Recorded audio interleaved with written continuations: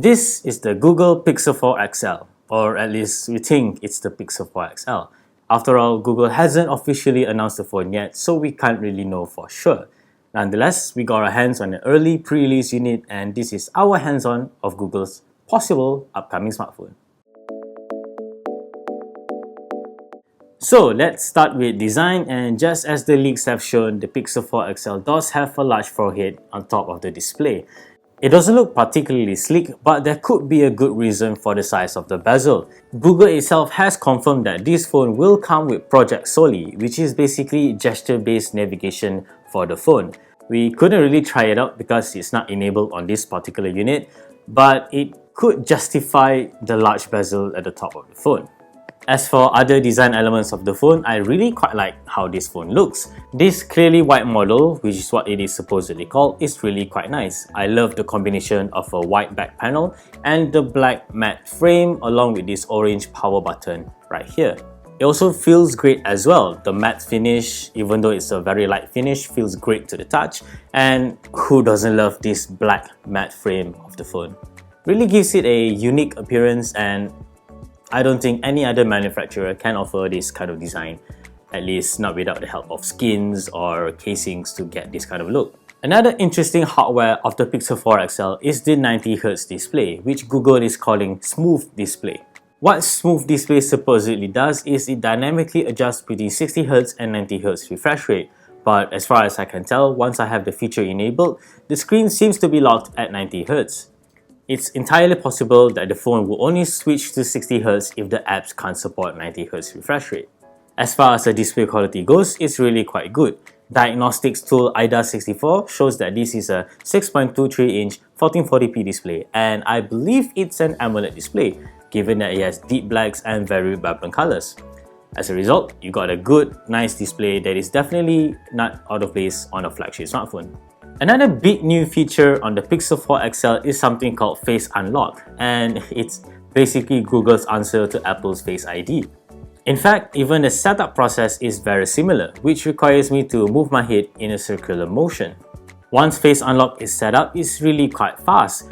A quick glance is enough to unlock the device, and even when I'm holding the phone upside down, it can still recognize my face, which is really quite cool.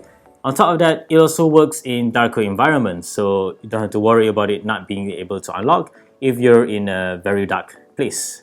However, there is a chance Face Unlock is not quite as secure as Face ID.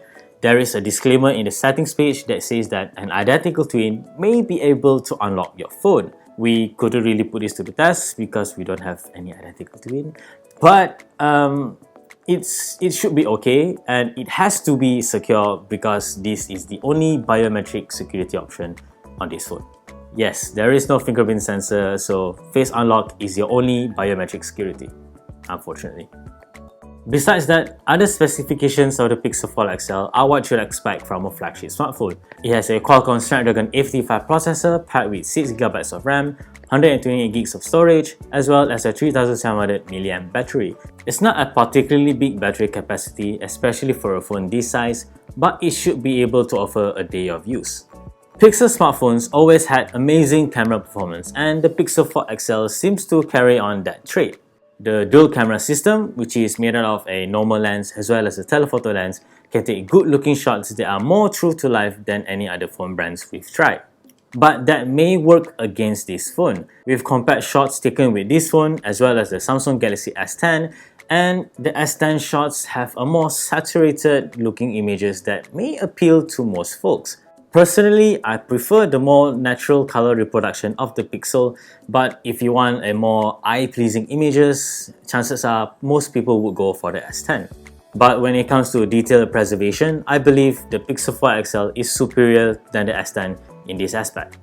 Do note that this Pixel 4 XL is still running on pre-release software, so there is a good chance that Google will further tweak the camera performance in the final software of this smartphone.